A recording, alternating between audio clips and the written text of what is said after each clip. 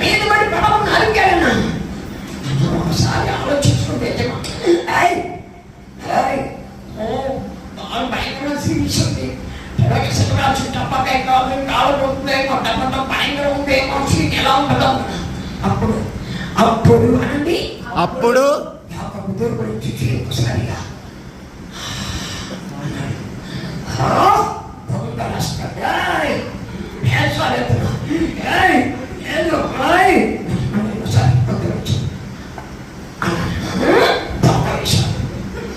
మళ్ళీ మళ్ళీ ఒకసారి అలాగా 5వసారి వచ్చినప్పుడు ఇక్కడ మీకు సౌండ్ వచ్చింది అని. అవును, ఎక్కడ అది ఎముక